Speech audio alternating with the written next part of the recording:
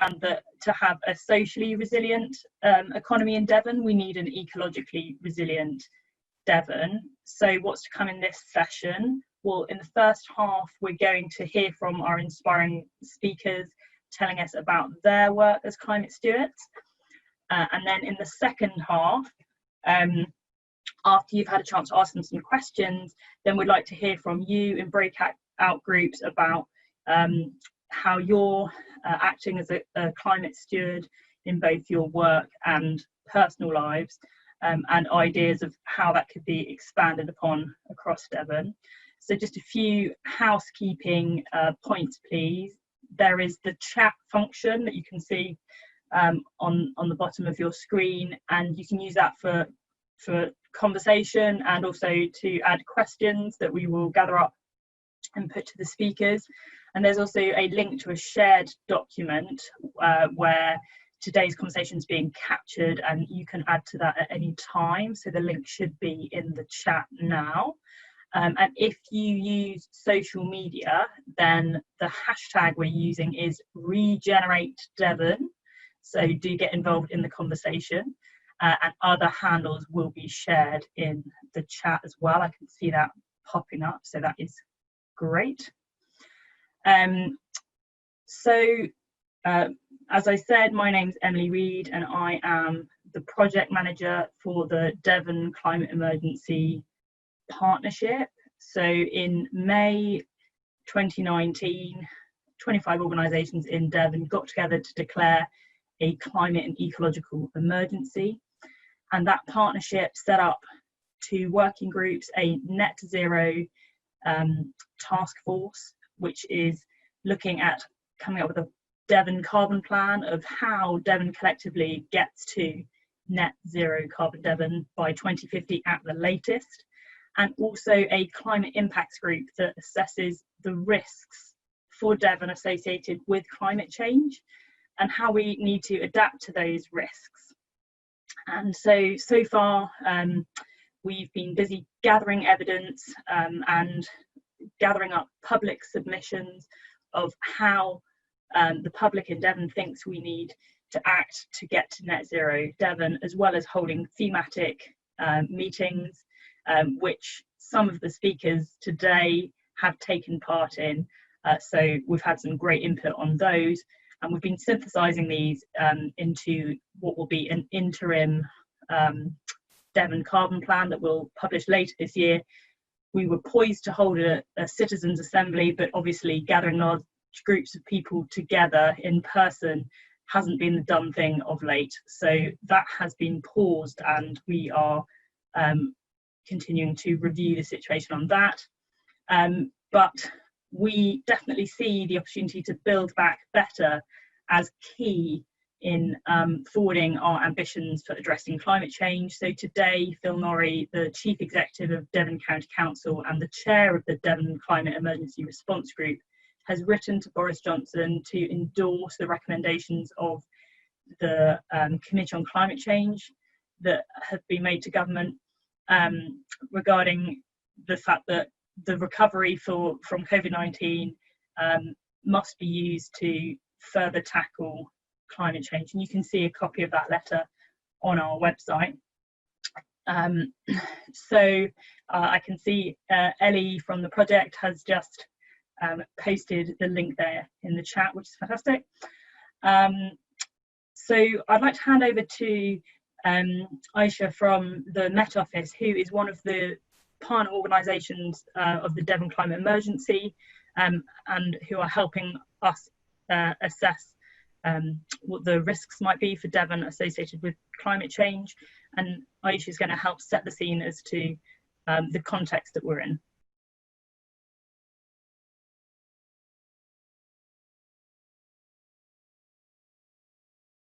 So as you said, I work at the Met Office, which is based in Devon, and I'm just going to give a bit of context about the impacts of climate change that we have seen so far in the UK and in Devon more specifically, and then what we might expect in the future. So in the UK, there are a lot of impacts that we've seen, but maybe the main ones that might be obvious to people are the changes in temperature that we've seen and the changes in rainfall. So as our the temperature of the globe increases, we are seeing heat waves becoming more likely, more frequent, and more long-lasting. And this is pretty much universally across the globe the case. So in the UK, there are a few case studies that we can look at that really demonstrate this. So the heat wave that we saw in 2018, it was a really hot year in 2018, broke a lot of records, has had a lot of studies run on it, and it turns out that due to the impact of climate change, that summer in 2018 was made 30 times more likely just because of the impact of climate change. So by the year 2050, we're expecting heat waves like this to happen every other year. In other words, they won't be considered heat waves anymore. They'll be considered very normal summers. And we'll have to come up with a whole new threshold of what we consider a heat wave to be. So this is the extent of warming that we've already seen in the UK. In terms of rainfall, things are a little more complex. Trends in rainfall are generally a little bit more difficult to pick apart. But what we tend to see is that wet areas get wetter and dry areas get drier as the climate changes. And all of us in the UK know that UK winters can be very wet. So the trend that we are now seeing in the UK is that winter rainfall is becoming more heavy. And so we've actually seen that we are now more likely, 7 times more likely to see extended periods of heavy rainfall in the winter than we would have been about 30 years ago.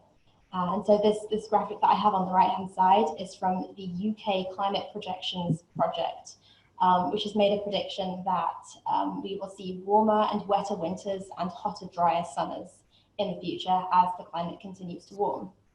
So how about Devon specifically? Well, this is a plot of the average annual temperature in Devon. So you can see there's a trend of increasing temperature over time. So this goes from sort of 1880 up to the present day. And we can see a very clear trend of increasing temperatures. So actually, if you sort of delve into the stats, it turns out that out of the 10 warmest years that we've seen in Devon, 7 of them have happened since 2020. So since the year 2020, in the past 20 years, we have seen 7 of the 10 warmest years. And if you kind of look at a couple of average periods over this time, you can really see how significant this temperature increase is. So between 1961 and 1990, we saw an average temperature of 9.6 degrees C. If you jump that time period for 20 years, so look at 1981 to the year 2010, it increases by 0.5 degrees C, so to 10.1 degrees C. And that is very significant. A 0.5 degrees C increase for anyone who's keeping track of warming targets is very significant. So as I already mentioned, rainfall is a bit more of a difficult one, but if you look at this plot, you can see a very slight increasing trend. And this is a plot of the rainfall amount in Devon, so average annual rainfall. So as I said, this one's a bit more tricky to discern the trends from, but again, if we take the averages, we can see quite clearly. So the 1961 to 1990 average was about 1.18 meters of rainfall, whereas the 1981 to 2010 average, again, if we jump forward 20 years, is about 1.22 meters. So 1.18 versus 1.22, it's a significant increase. So what can we expect in the future? Well, as I said, in the UK in general, we're expecting warmer, wetter winters and hotter, drier summers. I don't really have time to delve into the specifics of the Devon stats, but I thought this might be a bit more interesting to look at. So this is the sea level rise in Plymouth.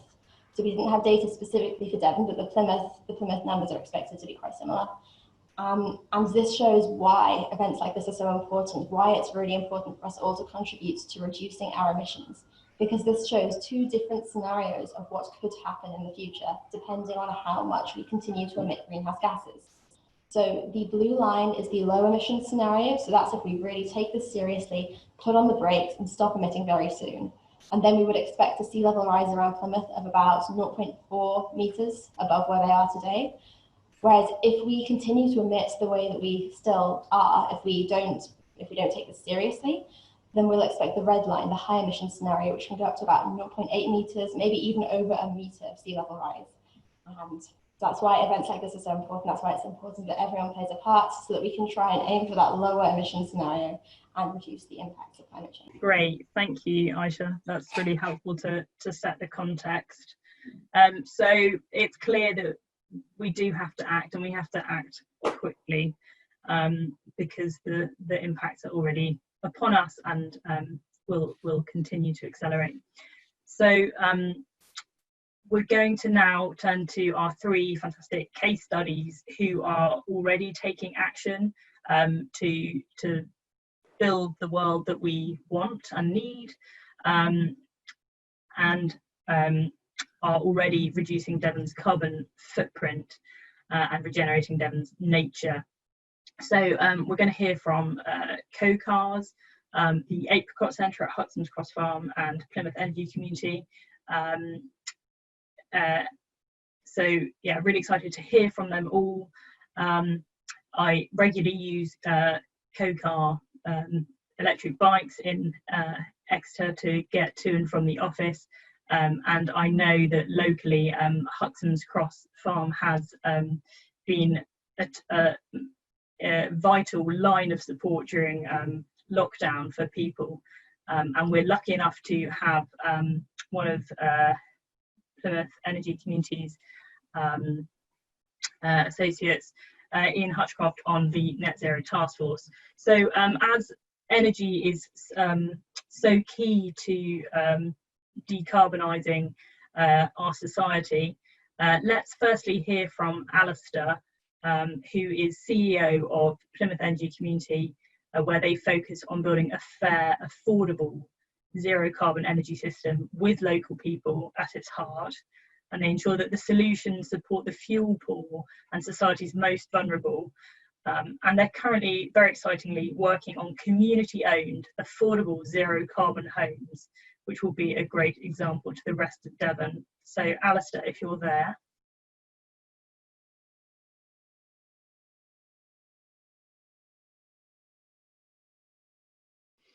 Okay, so yeah, thanks for the introduction, Emily. So my name is Alistair McPherson. I work for Plymouth Energy Community, and yeah, happy to tell a story as a case study in the context of the current sort of Build Back Better campaign. We are social enterprise charity with a kind of cooperative ethos that is about giving and mobilizing the power of local people into supporting the energy transition. We've been around since about 2012, and we focus on trying to get local ownership over the local energy solutions that are before us, and to give actual people sort of more control and confidence about engaging in those. And we want to ensure that this kind of energy transition is just, and that when we're doing this, we're supporting those that most need our help in terms of affordable warmth as well. That's always been our mission. That's been, since what we, so when we span out of an idea from the council in sort of 2013, those kind of principles have been there for us. It's meant many different things for us across the time since 2013, and we started off as a very small community switching exercise where we were trying to get people to switch tariffs and try to target our community-based advice around tariff switching at the fuel poor and the vulnerable, and now we're talking about building 38 net zero homes. So we've come a long way in that time, and I'll just whistle you through that kind of short story, and then we can pick up questions. So what do? We build and run commercially run community-owned solar farms. So we've got 32 rooftop installations on schools and businesses across the city, and we own and run a significant solar farm, the biggest solar farm, the only solar farm in the city, and a settle in the northwest of the city. So we've built that out ourselves as a community developer. We've financed it with £2.4 million worth of community shares, and we run those, and that's a massive achievement for a community business to achieve. We're also energy advisors, so we work in people's homes with householders and businesses to effectively help them reduce their bills, to reduce their emissions, to take advantage of a range and raft of different schemes and support that are out there to get people to make their homes more affordable and reduce their emissions from their businesses. So we have a team of advisors working on that full time. fundamentally, we're a people organisation, so we're backed by 1,500 supporters. Those supporters vary in form, I guess, from the kind of investors that have invested in our kind of community share enterprises, to those people that are kind of standing by us as a kind of allegiance to our kind of cause for the local energy transition, to those people that are kind of volunteering with us in one form or another in terms of supporting our activities and driving their own kind of climate actions. But yeah, we are in at the moment a sort of family of 4 separate community businesses that kind of all kind of sing from the same song sheet, for want of a better term. And Emily referred to this, so our latest project is an ambition to build community-led zero-carbon homes. As a renewable energy developer, we continue to develop those projects. We've got a pipeline of about 1.5 megawatts of rooftop solar in line at the moment, and we're trying to close deals on. But at the same time, we think there's a space for a community-owned asset owner to be running and developing zero-carbon housing. So we've been developing our thinking around that for about the last 18 months. We kind of feel there's, and we feel, and other people are telling us that we're right, which is nice, that there's a place for a community-led organisation to drive innovation in this space. We think, and we want to kind of harness the local ambition for people to see kind of change in the new build arena, because a lot of the incumbents are not really tackling the kind of key problem about the quality of new build housing being effectively needing to be retrofitted in the next 5 to 10 years. So we want to tackle that head on. We want to develop schemes that are kind of innovative, local flagships for innovation. We want to kind of disrupt and sort of support the local supply chain to bring forward different solutions. And crucially, we're kind of keen to test a cost model that's replicable. So that these aren't kind of Kevin McLeod's grand designs that are kind of only going to be doable once. We think there's a model out there, and we see a model out there that allows effectively to be replicated in the future without ongoing government support. And so we're working in that space at the moment to bring forward an England-wide precedent to do a new build energy sprung development on this site shown on the slide. We've got we hope to be receiving outline planning permission for that development at the end of this month. We've got development funding to take us through to a full scheme, and we're currently in the process of just looking at our options of design and procuring our design team for that scheme. Hugely exciting opportunity to do something different and something absolutely central to tackling the climate emergency, but equally building back better. There is a massive opportunity here for local jobs, local supply chains on a long-term basis. We need homes. We need them to be net zero, but we need to build them in a different way. So there's an opportunity for innovation in that space. So crucially, that's talking a good talk, but what have we actually delivered? Well, in relation to the work we do on a face-to-face kind of energy advice, last year we worked with 2,800 households, supporting them with a range of different energy inquiries. 800 of those households we worked with on a face-to-face basis, and that generates £460,000 worth of savings in that year.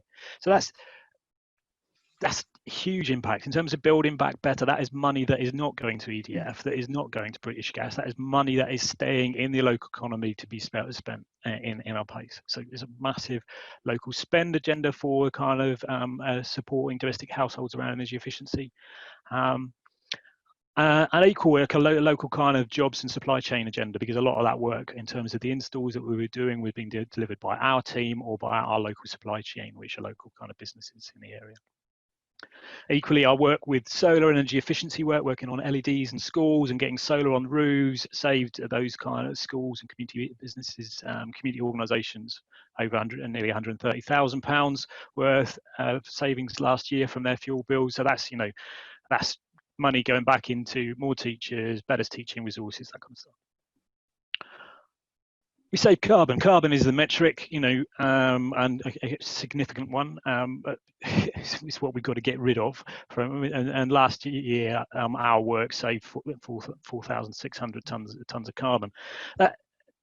is a bit of a kind of difficult metric to understand, but if you think of 1 ton of carbon being 1 passenger flying from Paris to New York, you see we had a big impact from our work last year, and that was just the work last year.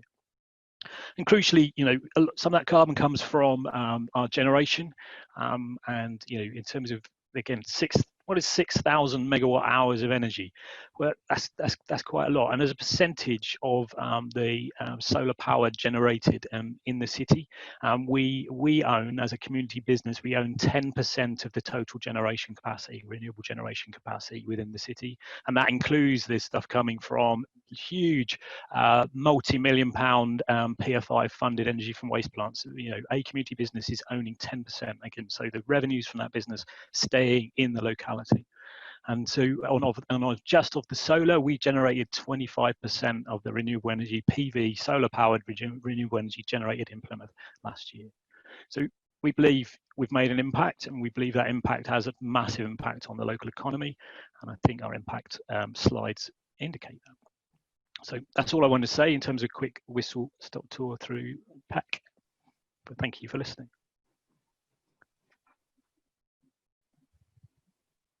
Thank you, Alistair. Amazing to hear the impact that you're already having, and the exciting projects that are in the pipeline. Definitely a large piece of the vision for what Net Zero Devon would need to look like. And so, of course, once we've decarbonised our energy and fuels, and addressed our housing, that's a massive piece of the puzzle. But transport is another major use of energy and source of emissions for us. So, Mark, it'd be great to hear from you about the work that you're doing to reduce transport-related emissions and to create a more of a sharing economy in Devon.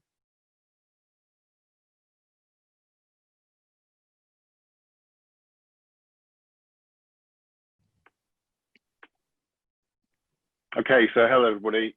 Yeah, I guess our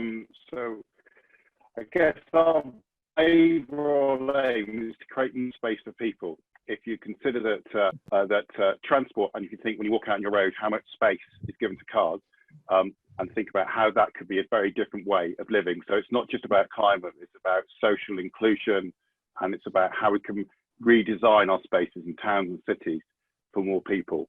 So I guess that's, if you think about how transport, that's what our overall aim is trying to do, better living for everybody. So we're a cooperative, we're based down in Exeter, and obviously a living wage employer. I guess very briefly, but touch on the fact, 27% of our carbon emissions come from transport, the fastest growing, and obviously it's not just that, there's lots of other issues to do with this, and it's the way our cities and towns are designed. So there's a lot of problems there. And obviously with COVID has also told people to go walking, cycling, or get in your car. So that is lots of other implications. So there's a direct challenge going on in COVID now between space allocation for roads and for cycling and walking in cities versus cars, as we saw see. I guess there's two key facts that come onto that. 4% of cars, 4% of the time a car is used. So that's RAC stats. So vast majority of the time the cars are sitting around. And yet 40 to 50% of our space allocation in cities and towns is dedicated to cars, road transport and car parking. So yeah, if we think about Alistair and his PV space, etc., think how much more space you could do for either for people, for land growing, if we thought for how we allocate our space. So what do? We provide on-demand mobility. So we've been doing this since 2005. Starting a very small borrowed Vauxhall course from the back of Tottenham Library and some key safes. We now have coming up to 40 cars, and we're going to be growing this year as well. So we provide on-demand electric bikes and cars, all bookable by app. They're on street. You can get them and hire them from just an hour up to days as well, and you only pay for what you use. So that's a sharing economy. What do you think that one of our cars takes 7 to 10 cars off the road? And if you just think of walking out of your space, your street, and think about if there was one car was there and 7 different cars disappeared just because of that. That's the sort of impact we can have. And then the potential carbon impact of all of those emissions and also embodied energy of building them is quite high. So, oops, why is that not working? So yeah, so we have on-street electric. So we put on-street charging points. One side of our charging points is for our electric cars, and the other side is then for public or for one of our other cars. So that provides direct. So we are energy. We actually own those charging points as well, which obviously is direct link to Alistair. And then we also have our electric bikes. So our electric bikes, we're the first in the country to put on-street electric bikes in Exeter, and we're just rolling out 100 electric bikes, all available. And we're also looking at putting more bikes on South West rail stations in Honiton and Cranbrook and also into Salisbury. So connecting that, and that will make us the biggest on-street electric bike network in the country. These are all, this is the one at the RD&E in Exeter as well. It's been heavily used by the key workers as well. So the great thing about electric bikes is they're much more of a car replacement. So it's a much better way of mode movement around. And obviously these are all zero carbon because we only power everything from renewable energy. We also do electric cargo bike deliveries, and we're getting more bikes and also electric vans as well. So if we think about this, it's all this shared capability. So what do? We cover across the Southwest, obviously the majority based in Exeter and Devon, but we cover the whole range, and we link directly with the train network and the bus network. So as Alistair said, what's our impact? We've taken 149 tons of carbon off the road every year, and that's only growing as the more and more cars we put in, and as we put more and more electric vehicles into the fleet. And that also means more money in people's pockets, and obviously it means reduction in car usage and reduction in the amount of cars in the city as well, which is real big impact. We reckon we've taken over 150 cars out of Exeter itself, and that was one thing. Should remember, as a community organisation, we work with a lot of other people, and we work with a lot of partners, and we work increasingly with a lot of developers as well. So I think that's really important point that, you know, as a small community organisation, we're actually really innovative. We're only the only company in the country that does electric bikes and electric cars under one roof, and certainly the only one with electric cargo bikes as well, and soon electric vans. But we also work with other developers. So we're working increasingly with developers where we will be providing cars and bikes where that enables them to provide much less car parking. So some developments are either going to have no car parking or very, very limited, maybe 0.2 car per space. So it's not just about the carbon, and it's not just about renewables, it's about actually reallocation of that space for people in the city. I thought I'd leave with my ask, if you like. So one of my asks is, we would like to provide cars within 5 to 10 minutes of everybody in every town within Devon. That's our request, and that's certainly when we gave evidence-based to DCE. That's something we suggested. We're really keen to do that. And then the other thing, we would really want to link local community renewables to shared EVs, because there's a direct link there, both in terms of cross-benefit carbon savings on space allocation and also reduction in costs.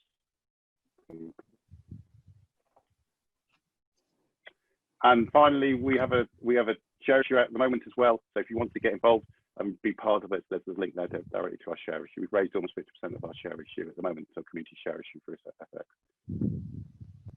Thank you very much.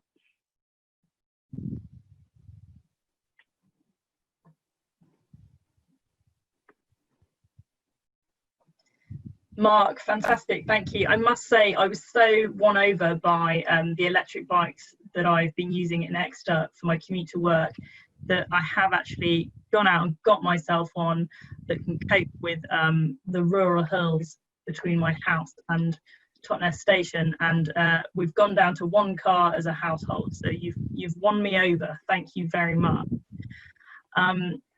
So of course, another key element of a resilient economy, especially in Devon, which is a predominantly rural county, is how we're using our land and where our food is coming from. And of course, farms often grow more than food, they often grow people as well, which is very much true of the Apricot Centre at Huxham's Cross Farm, of which Marina is the director.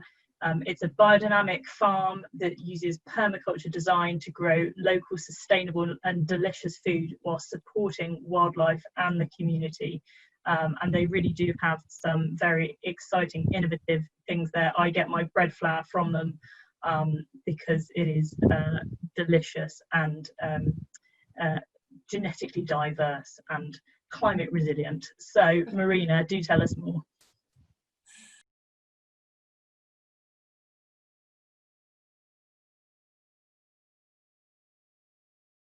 So just to introduce the apricots, just to introduce the context of the farm. This farm is next door to Dartington Hall Estate. It's 35 acres or 30 hectares, and it was bought 5 years ago by the Biodynamic Land Trust. And it was rented out to the Apricot Centre, so that's our company, and the Apricot Centre is a KIC, a not-for-profit company. And what we aimed to do was to set up a farm that was resilient to climate change, that would sequester carbon, that would support biodiversity and produce delicious food, as Emily said. And also, what makes us quite unique is that we work with young people and families, so we have a medical well-being service based on the farm as well. We produce vegetables, fruit, flowers, and grain. So actually, we started producing small-scale grain, and we worked actually with Emily and taken on the Grown in Totnes project and made that into Dartington Mill in partnership with the local bakery and Dartington Hall Farm. And we're now milling and producing and selling local fresh flour, which is, as Emily said, delicious. So the farm, so there's this picture here of the farm, and I just want to explain a little bit about that. So what's unique about farming is the fact that we actually can sequester carbon, and we can reduce our carbon use, and also sorry, I'm a bit confused with my pictures. Okay, so I'll start again. So we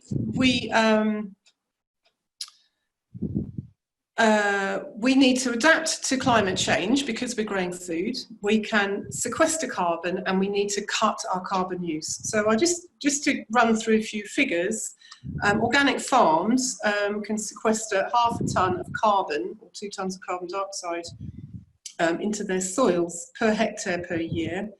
We're a biodynamic farm, so they actually are 25% more efficient even than organic farms, sequestering carbon.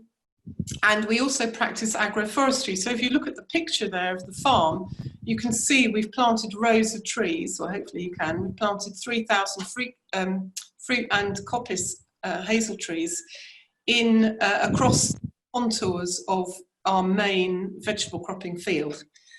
So that agroforestry system, we think, would sequester about 4 tons of carbon per year. So I just did a few sums, and it works out that roughly we can sequester about 25 tons of carbon per year. We're just working with the Dutch College to actually work out if that is happening in reality, and we've started doing that just as COVID broke out, so we haven't actually managed to figure that out. It's quite a big piece of work, but we're working towards that.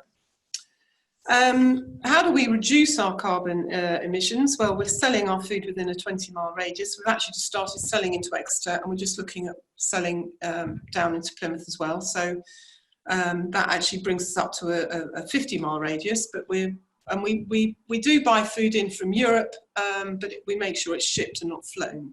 That's usually in the winter.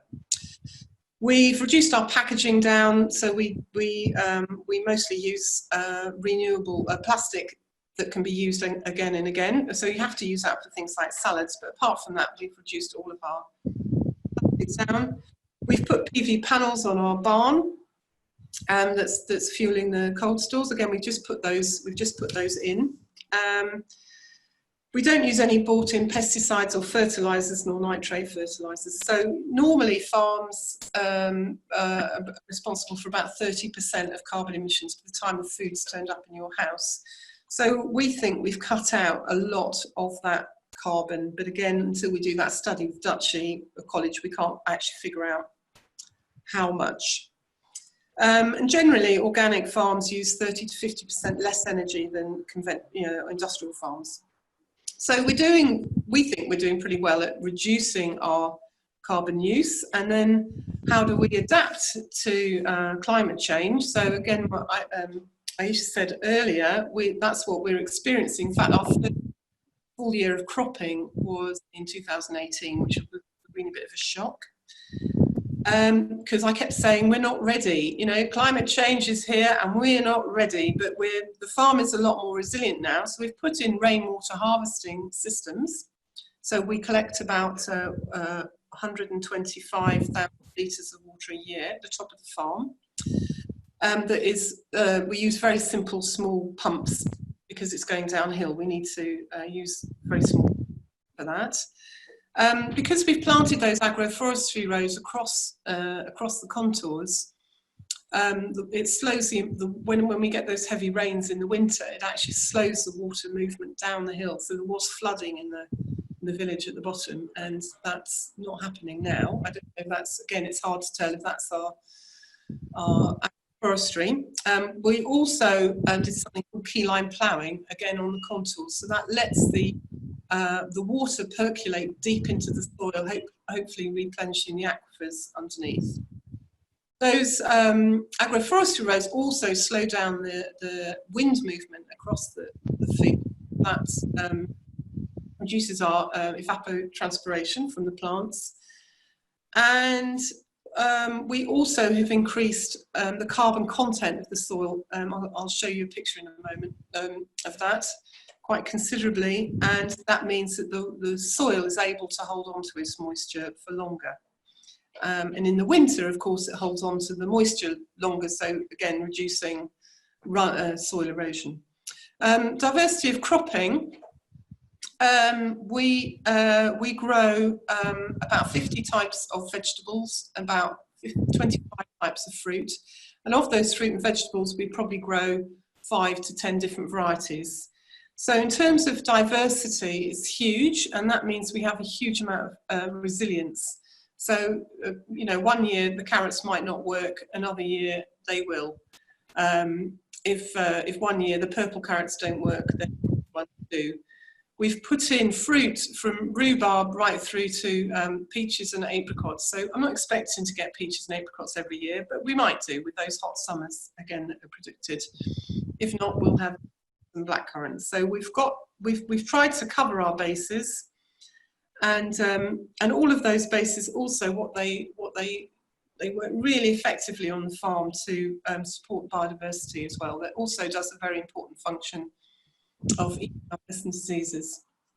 So I've actually got 2 samples here you've got the picture there, so you can see the picture on the left is the soil, what the soil looked like when we took the farm on, and then 5 years later we've got this lovely crumbly humus-filled soil that's behaving much better with these extreme weather conditions. So thank you for listening, and it's great to hear the other 2 speakers, and I'll pass back to you, Emily. Great, Marina, thank you. There's some really interesting, exciting, innovative things going on there. I'm particularly interested in agroforestry, so including more trees in our farm's landscape, and your discussion of diversity. I think that really fits in with the adapting to the climate change impact in Devon, so brilliant to hear.